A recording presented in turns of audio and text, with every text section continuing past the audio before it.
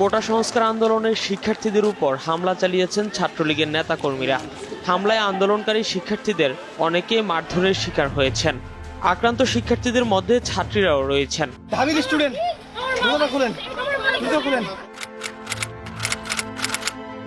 যদি আমি জুলাই 24টা একটু রিকল করার চেষ্টা করি, 17 তারিখ সকালে হচ্ছে আমরা মানে ডিউর স্টুডেন্টরা বিশেষ করে হল থেকে বের হয়ে ভিসি চত্বর গেছিলাম ভিসির পদত্যাগ বা হচ্ছে কোটার আন্দোলনটাকে ব্যাপকভাবে ছড়ানোর জন্য। তো তখন আমরা গায়েবানা জানাজা করি এবং ওই দিনকেই পুরো ঢাকা ইউনিভার্সিটি এবং জাহাঙ্গীরনগর ইউনিভার্সিটি ক্র্যাকডাউন করা হয়।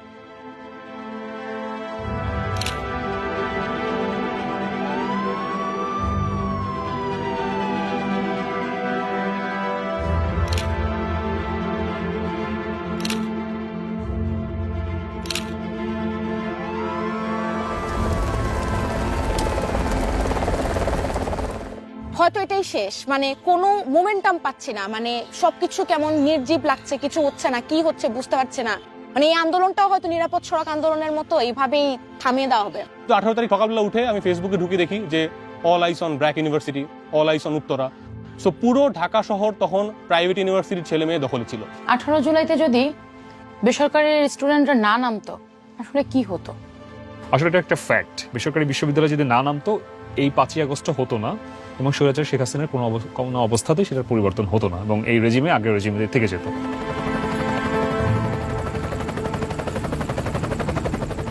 কোটা সংস্কার আন্দোলনের একটা বড় পার্ট ছিল যারা পাবলিক ইউনিভার্সিটিতে পড়ে, যারা হচ্ছে মানে সরকারি চাকরি বা সরকারি চাকরির জন্য পরীক্ষা দিবে বা বিসিএস ক্যাডার হবে বা বিসিএস এর জন্য পরীক্ষা দিবে। প্রাইভেট ইউনিভার্সিটিতে এই রেশিওটা খুবই কম। যখন দেখলাম বাংলাদেশে মানুষ নির্বিচারে এভাবে মারা যাচ্ছে, আমি কিভাবে একটা মানুষ হিসাবে, আমি তো মানুষ, সব কিছুর আগে পড়ে আমি তো মানুষ, আমি কেন ঘরে থাকবো? একজন মানুষ হিসেবে সে যখন বাংলাদেশে জন্মগ্রহণ করে তার কিন্তু এই দেশের প্রতি একটা দায়বদ্ধতা অটোমেটিকলি তৈরি হয়ে যায়।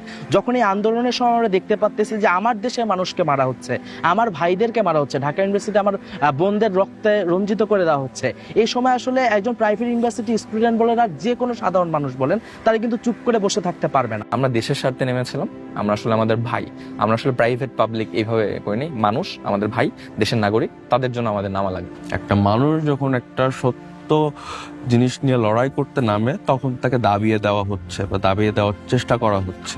তো এইটা যখন আসলে ওরা বারবার চেষ্টা করছে যে না দাবাই দিই, ও কথা বলছে গলা চেপে ধরি, আমরা না তত বেশি আরো ফুয়েল পেয়েছি, আমরা আরো দ্বিগুণ শক্তিতে আসলে ঝাঁপিয়ে পড়েছি।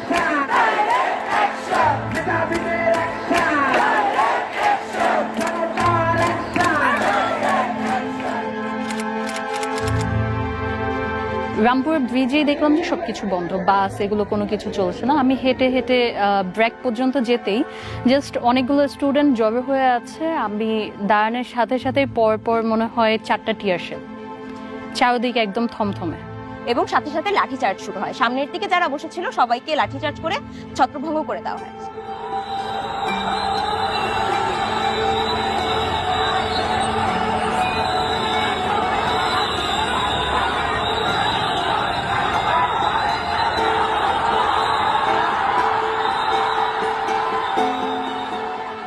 তারা হচ্ছে ওই সাউন্ড গ্রেনেড বা স্মোক গ্রেনেড থ্রো করছে, স্মোক গ্রেনেডের উপর দিয়ে তারা হচ্ছে 2টা লাঠি বাড়িয়ে দিচ্ছে। এরকম মানে প্রথমে এরকম একটা ছোট ধাওয়া পাল্টা ধাওয়া হয়েছে, এক পর্যায়ে এসে তারা হচ্ছে ফুল ফ্লেজেডলি রাবার বুলেট বলেন বা প্যালেট গান বলেন সেটা ইউজ করা শুরু করছে। কানাডিয়ান ইউনিভার্সিটি এবং ব্র্যাক ইউনিভার্সিটি কাছাকাছি, সেদিক থেকে পুলিশের ধাওয়া পাল্টা ধাওয়া আসছে এবং তারা অগোচর অকপট এরকম ফায়ার করতে করতে আসছে। পাশে কোনো লোকজন ছিল না, লোকজন দাঁড়াতেই পারবে না, তারা ফায়ার করতেছে।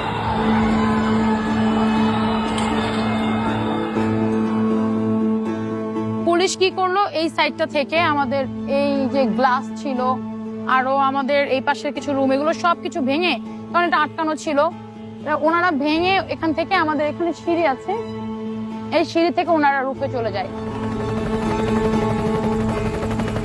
কয়েকজন কিন্তু আহত হয়েছেন।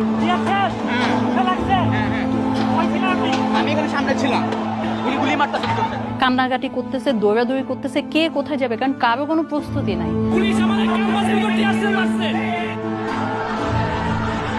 ব্রাকের সামনে থেকে অনেক ছেলেপেলেরা এত আহত হয়ে গেছে, এত রক্ত, হাঁটতে পারছে না। একটা ছেলে একটা লাঠি কোন রকম রাস্তায় পেয়েছে, ওটা দিয়ে ভর দিয়ে হাঁটছে, তারপরে সে রাজপথ ছাড়ছে না। এটা যে কি আবেগ, কি অনুভূতি আমরা তখন ফিল করতে পেরেছি। এটা আমাদের বাংলাদেশ, কারণ বাংলাদেশটা যে এরকম একটা নির্মমতার শিকার হবে এটা 18 জুলাই না আসলে আসলে কেউ কখনো উপলব্ধি করতে পারতো না।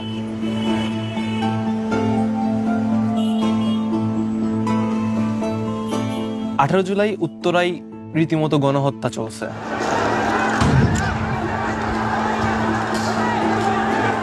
এটা ছিল আমার লাইফের সবচেয়ে ট্রমাটিক ডে, এবং আমি মৃত্যুর সামনে থেকে ফিরে আসছি বলা যায়।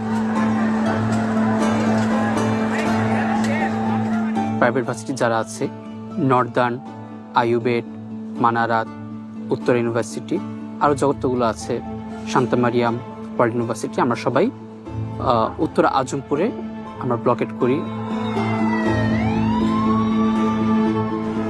এই জায়গাটাই 18 তারিখের এমন যুদ্ধাবস্থা তৈরি হয়েছিল।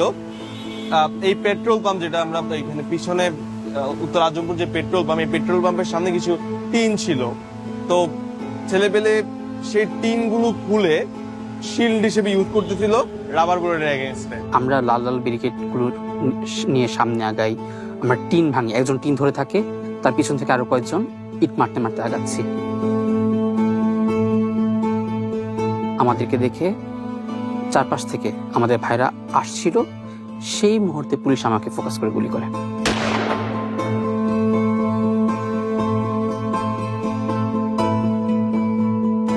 আমার কাছে মনে হচ্ছিল যে হয়তো আমার মাথায় লাগছে বা মাথার খুলি উড়ে গেছে, কারণ তখন আমি চারপাশ সব অন্ধকার দেখছিলাম। তখন মুখে হাত দিয়ে আমি বসে পড়ি, ফিল করি যে মুখ থেকে রক্ত, গরম গরম রক্ত আমার হাতে এসে লাগছে। তো তখন আমি চিল্লাইতে থাকি, স্লোগান দিতে থাকি। তখন এসে আমাকে রেস্কিউ করে, তারা ইট মারে থানায়, ইট মারতে মারতে আমাকে নিয়ে যায়। ফার্স্ট আমি কিছুক্ষণ হাঁটছিলাম, তারা আমাকে হেঁটে হেঁটে নিয়ে যাচ্ছিল। আমি বললাম যে ভাই আমি পারতেছি না, আমার পুরো হাতটা মনে হচ্ছে যে হাত ভেঙে গেছে। তখন তারা আমাকে কোলে নেয়। ওই সময় হচ্ছে আমি ভিক্টোরি সেন্টার দেখে।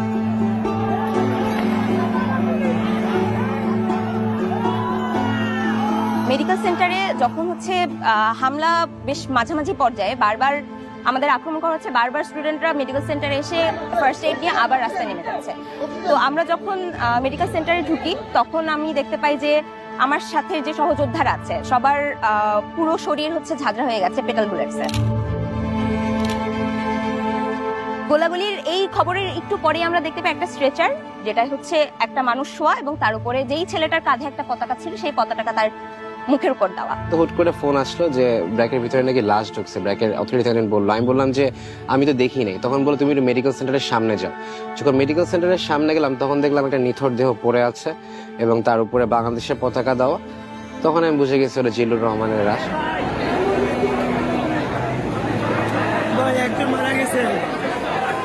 সবাই কান্নাকাটি ওই মুহূর্তটাতে, মানে সবার তো একেবারে সমবয়সী ছেলে মেয়ে ওইখানে।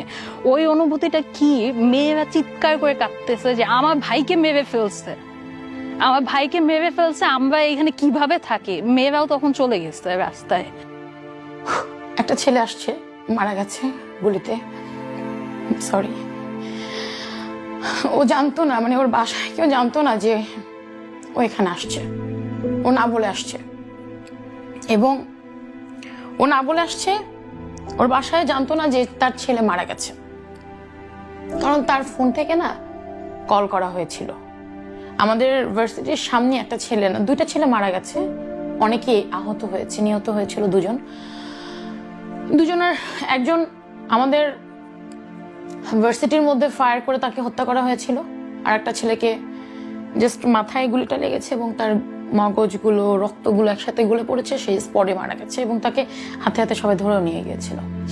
তার বাসায় কেউ জানতো না যে তার ছেলে এই আন্দোলনে এসেছে এবং তার ছেলে মারা গেছে। সে বাসা থেকে বলেই আসে না। আমাদের ছেলে মেয়েরাই এইখানে এইখানে এরাই আন্দোলন করতেছে, এই মানুষগুলোর উপরেই বুলেট চালাচ্ছে, মানে এদের জানের কি কোনো দাম নাই?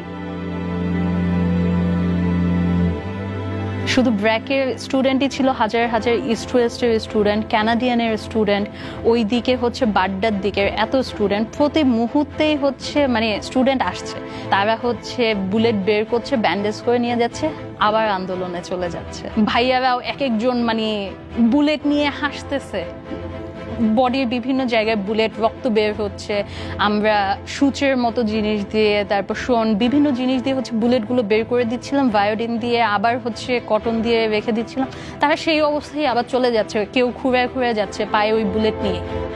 ঢাকার যে বৃহত্তর জায়গাগুলো আছে, রামপুরা, তারপরে বাড্ডা, অন্যদিকে বসুন্ধরা, উত্তরা, মিরপুর, ধানমন্ডি, এই যে জোনগুলো আছে বেসরকারি বিশ্ববিদ্যালয়ের শিক্ষার্থীরা নিত্যদিন দিয়েছে, তেজগাঁও আছে, এই জোনগুলাকে কিন্তু আসলে একটা মানে অনেকগুলো ডট হিসাবে যদি আমরা ধরি, এই ডট গুলাকে আসলে পুসআপ কানেক্ট করেছে। সত্যি কথা বলতে আমার কাছে মনে হয় প্রাইভেট ইউনিভার্সিটির স্টুডেন্টরা শুধুমাত্র 18 জুলাই থেকে না, মানে আমি আমার ব্যক্তিগত অভিজ্ঞতা থেকে যেটা দেখেছি, জাহাঙ্গীরনগর বিশ্ববিদ্যালয়ে যখন 14, 15 এবং 17 তারিখ 3 দিনই হচ্ছে আমরা ভয়াবহ আক্রমণের শিকার হই, কিন্তু 15 তারিখের যে রাতের বেলা যে আক্রমণটা, যেটা লাইভ সামাজিক যোগাযোগ মাধ্যমে সবাই দেখতে পেয়েছে, তো 16 তারিখ আসলে জাহাঙ্গীরনগর বিশ্ববিদ্যালয়ে বিশাল বড় একটা জনস্রোত নামে, এবং এই জনস্রোতের আমি বলবো 60% ছিল আমাদের ক্যাম্পাসের বাইরের শিক্ষার্থীরা, অর্থাৎ বিভিন্ন প্রাইভেট বিশ্ববিদ্যালয়ের শিক্ষার্থীরা। আমাদের পাশেই ড্যাফোডিল ইন্টারন্যাশনাল ইউনিভার্সিটি আছে, উত্তরা ইউনিভার্সিটি আছে, গণ বিশ্ববিদ্যালয় আছে, এই ধরনের বিভিন্ন প্রাইভেট বিশ্ববিদ্যালয়ের শিক্ষার্থীরা কিন্তু একদম শুরু থেকে, অর্থাৎ যখন থেকে আমাদের উপর হামলা হলো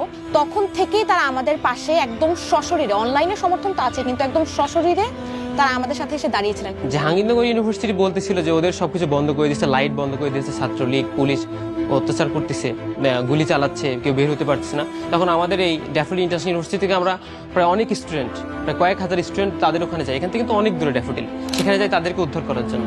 এটা আমাকে অনেক আন্দোলন কেন্দ্রিক অনেক স্পেয়ার যোগায় যে হ্যাঁ আমরা হয়তো বা কিছু না করতে হলে এটা করছি, অন্তত আমাদের এক পাবলিকান ভাইদের সহযোগিতা করছে। একটা ছেলের হাতের এখানে গুলি লাগছিল, ওই ওই ওই ছাত্রলীগের ছেলে পেলেদেরই গুলিতে, ওর এখানকার হাড়টা ফেটে বাইরে বের হয়ে আসে। ডাক্তার হচ্ছে দূর থেকে মানে ওর যে এখানে মাসলে যে ইনজেক্ট করবে অ্যানেস্থেসিয়া, এটা দেওয়ার একটু ওয়ে ছিল না, মানে মাসলটা খুলে মানে ঝুলে আছে এখানে, আর সাদা হাড়টা বের হয়েছে, হাড়টা ফেটে গেছে। মহিলা যে ডাক্তার ছিল উনি কানতেছে আর দূর থেকে এভাবে স্প্রে করতেছে অ্যানেস্থেসিয়াটা, এরকম একটা অবস্থা। তো আমি ওনাকে নিয়ে গেলাম যে ম্যাম এই কিছু করা যায় কিনা, কিছু একটা দেন, বেঁধে দিই অন্তত। বুলেট তো আর বের করার ওয়ে নাই ওই সময়। তো ওই মহিলা ডাক্তার উনি আমাকে একটা গজ দিয়ে বললো যে বাবা তুমি হচ্ছে প্রেস করে ধরে রাখো, অনেক বেশি চাপ দিবা। আমি চাপ দিতে গেছি যে ব্যথা দেখে চিল্লাচ্ছিল যে ব্যথা পাচ্ছে, তো বলছে তুমি যত বেশি ব্যথা পাক সমস্যা না, তুমি চেপে ধরে রাখো। তা আমার এই যে আঙ্গুলের এই 3টা ফাঁক দিয়ে হচ্ছে গরম গরম রক্ত চুয়ে পড়তেছিল, মানে দেখতেছিলাম যে ব্লিডিং হচ্ছে, মানে আমি একটু জোরে প্রেস করলে দেখি যে আরো ব্লিডিং হচ্ছে, ওয়ে ছিল না, ব্লিডিং বন্ধ করার ওয়ে নাই, হাত দিয়ে রক্ত বের হচ্ছে। একটু পরে দেখি যে কথা বলতেছে না, আমি হচ্ছে ওর হচ্ছে মুখে এভাবে ধরে মারতেছিলাম যে এই তোমার নাম কি, কথা বলো, চোখ খোলো, no response, he was dead. ওই একই দিনে 5 থেকে 6 জনকে আমরা রাস্তায় সরায় রাখছি, ডেড বডি।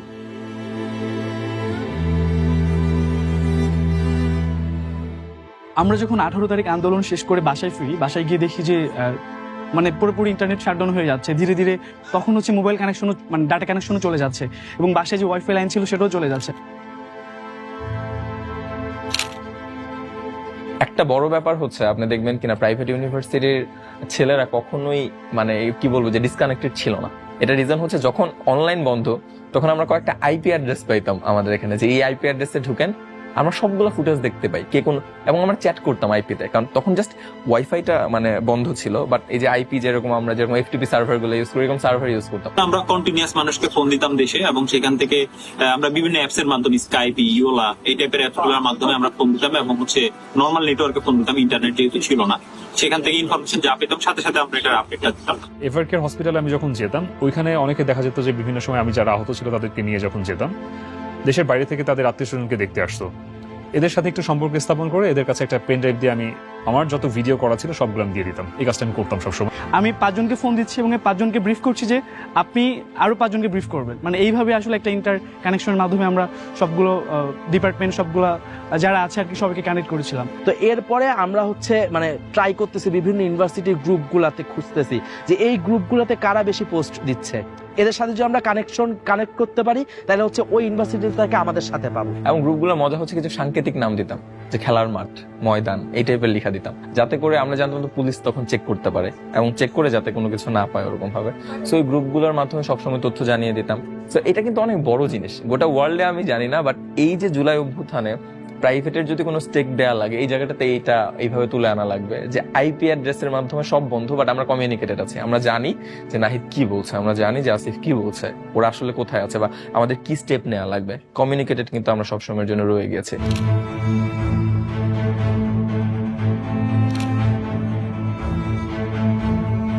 তোমার মনে আছে আমি যখন রাতে হলে ফিরি এবং আমার হলে থাকা এক বন্ধুকে আমি জিজ্ঞেস করছিলাম যে আজকে সারাদিনের কি আপডেট, মানে ও কাঁদতে কাঁদতে আমাকে সবগুলো ফুটেজ দেখালো যে ব্র্যাক বিশ্ববিদ্যালয়ে কিভাবে হচ্ছে পুলিশ ঢুকে গুলি করছে, কিভাবে হচ্ছে হেলিকপ্টারে করে নিয়ে যেতে হচ্ছে।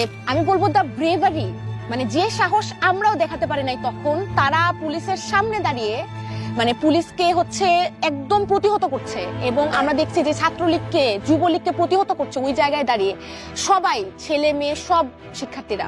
তো সেই কারেজটা যদি না থাকতো, সেই সাহসটা যদি আমরা না পাইতাম, এবং ওইটা জানার পরে, ফুটেজগুলো দেখার পরে আমার কাছে মনে হয়েছে যে আন্দোলন থামানো যাবে না।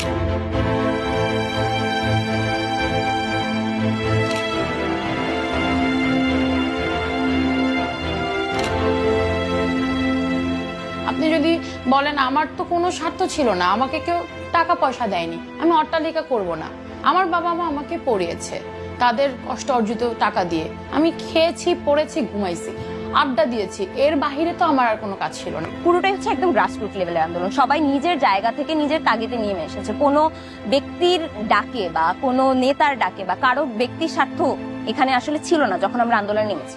ইন্ডিভিজুয়ালি প্রত্যেকটা মানুষ, প্রত্যেকটা বিশ্ববিদ্যালয়ের শিক্ষার্থী, প্রত্যেকটা শিক্ষক এবং দেশের সাধারণ প্রত্যেকটা মানুষ আসলে অনুভব করেছে যে না, আসলে যে বিগত 15 বছর ধরে স্বৈরাচারের দমন পীড়নের ভিতরে আমরা আসলে সময় অতিবাহিত করেছি, আমাদের আসলে একটা শক্ত জবাব দেওয়ার সময় এসেছে। তো এই অনুধাবনটাই আসলে আমাদেরকে এই আন্দোলনে নিজেদেরকে সম্পৃক্ত করার ব্যাপারে মোটিভেট করেছে। যখন আমরা জানি আমরা সবাই ফুল ফোর্সে নেমে আসলে আমরা একটা সাকসেস পাবো, সেই জন্যই লাস্ট সুযোগটা ছিল প্রাইভেট স্টুডেন্টদের জন্য। আমরা প্রাইভেট স্টুডেন্টরা শেষ সময় পর্যন্ত নামি এবং আলহামদুলিল্লাহ আমরা আসলে 5ই আগস্টের সেই বিজয়টা, কাঙ্ক্ষিত বিজয়টা আসলে অর্জন করি।